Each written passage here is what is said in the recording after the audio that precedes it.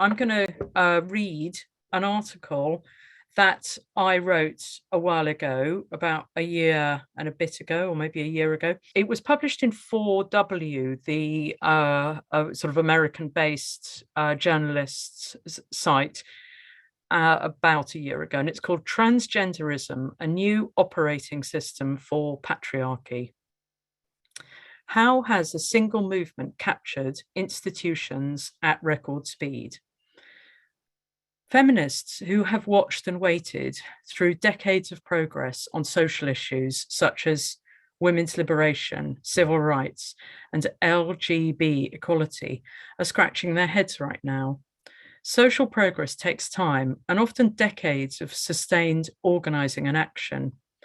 So how has one movement, transgenderism, gained so much ground so quickly under the guise of social progress? Governments, corporations, and non-profits have all adopted trans ideology in a shockingly short period of time, especially when compared to the other struggles of marginalized groups have experienced. How is this possible, and what makes transgenderism different? The point of transgenderism is to fix glitches in the patriarchal system. After decades, even centuries of organizing, the women's movement has made cracks in society's operating system. Feminism has undermined the smooth functioning of the professions and organizations that keep order of the family as the basic site of control and extraction of labor. And feminism has weakened respect for God the Father. While appearing to play a benign role in society, the actual point of professions in modern life is to promote and enforce patriarchy. The police force, the judiciary, government and civil service, schools, universities, the media and religious orders, the health service, and the military are all organizations whose purpose is to maintain the proper order of society. The professionals who work in these organizations do much to pretend otherwise, but the order they are protecting and promoting is patriarchy. The patriarchal system is neither natural nor God-given, but socially constructed. The architects of this construction are the professionals. They make the laws and the rules we live by. They control our access to resources, and they oversee the extraction of labor and distribution of what is produced. The point of organizations in patriarchy is to promote and enforce male dominance. Governments make laws to oppress women, the media, and religion create myths and stories to confuse women. And NGOs, non-governmental organizations, mislead women into accepting crumbs instead of freedom, leading women up the garden path, selling them out. The point of the free market, money, capitalist systems is to enable flows of energy and resources from nature and women towards men. Free markets make the daily struggle for resources into billions of competitions in which the strongest win repeatedly. Markets help and obfuscate the patriarchy. At the smallest scale, most humans live in families in which one man dominates and oversees the oppression of females in the group. He's backed up by the state, the legal system, the media, religion, education, and the arrangement of markets. Each organization or profession can be seen as a system, for instance, the healthcare system or the educational system. Together, professionals, professional bodies, organizations, and families form a complex interlocking web-like social system that maintains and recreates order in society. We are dependent on this system as well as oppressed by it. The system is almost compulsory, inescapable, given its reach in the world.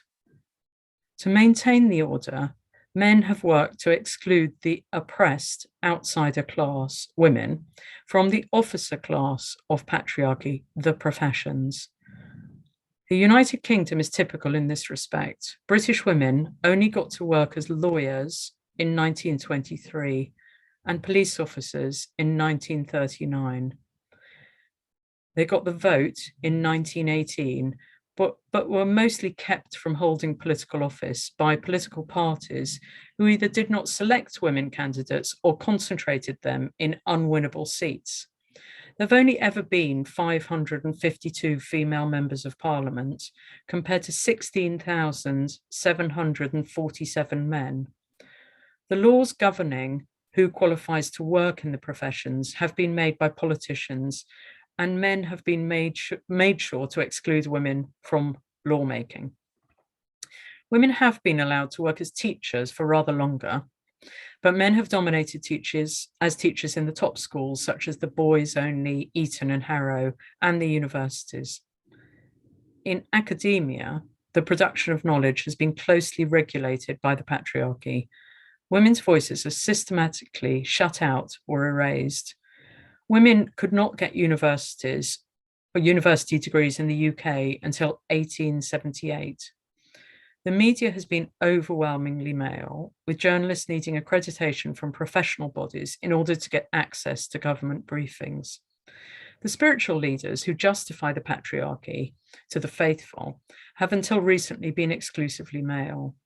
Those women that do work in professions are pressurized to enforce the patriarchy on themselves by limiting their creativity to patriarchally sanctioned themes, and by showing their submission by wearing makeup and high heels, performing their sexual corvée, as Sheila Jeffreys put it in Beauty and Misogyny. Women were pushed to the margins of medical care in the Middle Ages when a new class of professional male doctors muscled onto the scene. Midwives became outsiders. In the 1800s, British men made it illegal for anyone without a university degree to practice medicine, and excluded women from getting degrees by arguing that menstruation, pregnancy, and menopause made women frail, unstable, and incapacitated. Sex in Education by Dr. Edward Clarke, which was published in 1893, justified this, saying higher education in women produces monstrous brains. Professional organizations are hierarchical. They are set up to cascade rules and obligations to their members and thus implement new orders. For instance, during COVID-19 in the UK, new rules have been spread with lightning speed via professional structures and related organizations.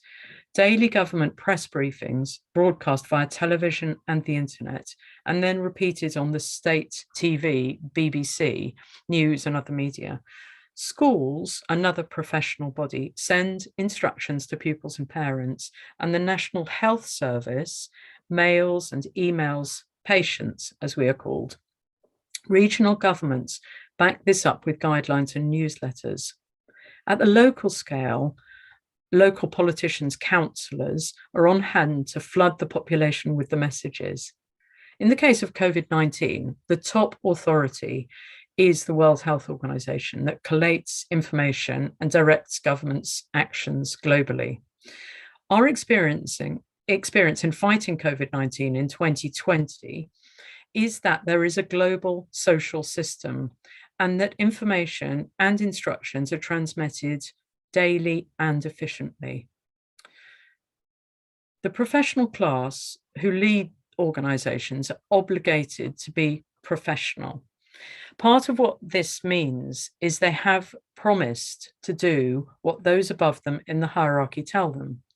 They study for years to qualify and can have their professional license taken away from them if they don't follow orders. They get authority status and the legal right to work as professional in return for agreeing to promote and implement the patriarchal system. As intellectuals, professionals also need to be able to think for themselves and to make their own judgments as to what would be the most professional at any given moment. They are thus both obedient servants of the system and originators of new ideas and methods within them.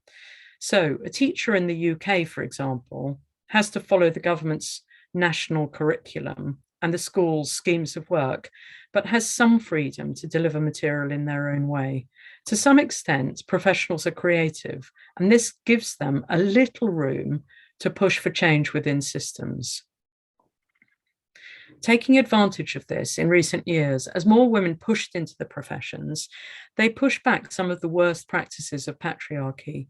Female police have broken up the fraternal protection rackets afforded by male police officers to their civilian brothers. Female police have stopped male police from protecting rapists. Well, not completely, but have tried to and have made some inroads. Female judges have put some paedophiles into prisons.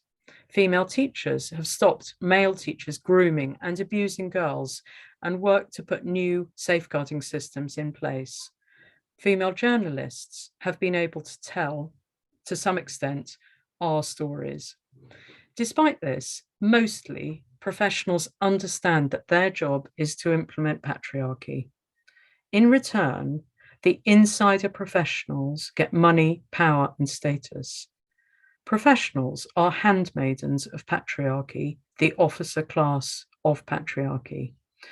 To get a passport in the UK, you need a professional to sign your photo to verify your identity.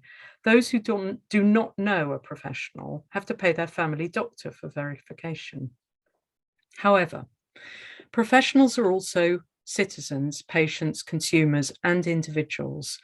When not in their officer class of the patriarchy role, they also experience the world as civilians. Many professionals are uncomfortable with what they are expected to do at work. Doctors giving out drugs that treat symptoms, not the cause of illness, police arresting and deporting migrants, etc. Many teachers are unhappy promoting, for instance, the gendered gingerbread person. Some speak out, often at the end of their careers of careful conformity. Others speak out mid-career and get fired, expelled from the patriarchal enforcer ranks. Many trapped by debt, mortgages, fear of poverty now or in old age, or addicted to expensive lifestyles, or enjoying the power and status too much, keep their heads down and keep quiet. Many people don't think of the professions as patriarchal. Teachers, for instance, are mostly seen as fair, even-handed, kind experts who dedicate their lives to helping children develop and flourish. Parents are mostly grateful to schools for keeping their offspring safe and preparing for adult life. However, the proof that professions and organizations are patriarchal enforcers came between 2015 and 2020 in the form of an unbelievable and unbelievably effective new operating system that has been embraced by almost all organized groups in Britain. Transgender ideology is like a software upgrade for the hardware of patriarchal organizations. The reason transgenderism has spread like wildfire through professions and organizations worldwide, that it is a new operating system to help them do their job, which is implementing patriarchy. It feels right. It solves problems. It fixes glitches. In the old operating system, the growing acceptance of equality between men and women had led to calls for women to hold half of the top jobs or get paid half of the money or control half of the decision-making power. This tide was held back by the "it takes a long time to change" arguments for a few decades. But as more and more of the outsider women joined the professions were being turned against patriarchy itself. The pillars of patriarchy were crumbling. The new operating system, we could call it something like TG 7.2, as if it were a new software update for a smartphone, is a neat, simple fix that works in many ways. Basically, the new operating system functions so that whenever someone says woman, if it suits you, you can simply insert a man who says he's a woman instead. What's more, in this TG 7.2, there's no fixed definition of woman, so it can mean anything the man says it means at any given moment. Changing the definition of woman will be validated by the new operating system using techniques such as doublethink, in which sex equals gender and sex does not equal gender. The professionals in organizations are expected to support this as far as they can, but where necessary, allow old operating systems to run in parallel. In biology teaching, for instance, it's acceptable to use the old understanding of women as adult human females for the moment, and perhaps to run in parallel. Foundational truths of the new operating system, such as everyone has a gender identity, are being taught and repeated in schools and pumped out via the media. Civil servants around the world are mainstreaming gender identity ideology into laws and social policy, rather than continue the campaign against gender as a type of sex role stereotyping. The United Nations Women's Unit hosted an event on gender diversity in 2019. In the USA, President Joe Biden has promised to let people be treated as if their gender identity were their sex in the military, schools, and sport, saying, "This is the civil rights issue of our time." Much has been written about how helpful this is for patriarchy and how it is being done. Over and over, people say they don't understand, however, how good organizations such as the National Health Service, the police, the schools, the Labour Party are going along with transgender ideology so quickly. So contrast the glacial rate of change towards equal pay at the Bank of England, where men still earn 24% more than women, with the rapid acceptance of transgender ideology. The bank reported in 2020 that it had 3 times more staff who say their gender identity is different from their sex than the national average. A press report explained that a driver for this change is that the 326-year-old Bank of England, typical of city institutions, is trying to shake off a long-held image of hiring a disproportionate number of white men from privileged backgrounds. In the same way, contrast how the UK's taxpayer-funded broadcaster, the BBC, urged its staff in 2020 to state their pronouns in emails, and has rolled out a plethora of programs, television programs and radio programs, which almost exclusively pro-trans themes, with a doggedly slow rate of change towards equal pay. Even organizations set up to help women and girls, such as the Girl Guides, the Women's Institute, or the Fawcett Society, have switched to transgender ideology. The only explanation that makes sense is that transgenderism is providing new tools to implement patriarchy, filling in the cracks in the system left by the work of feminists. The majority of people, individuals, at least in the United States, where research has been conducted, do not believe in or want transgender ideology. Professions and organizations do want it and are implementing it nonetheless, because my contention is their raison d'etre, their reason for being, is to promote patriarchy.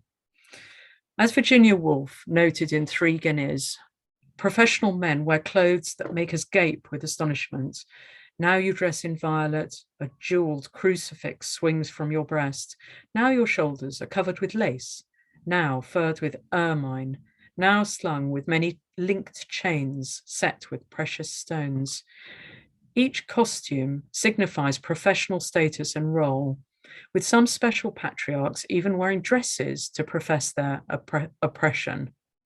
Religious leaders and judges. Now we have a new enforcer of patriarchy, the trans woman, a man who claims to be a woman. The shape-shifting, duplicitous processions of professionals, as Virginia Woolf called them, has a new man in a dress.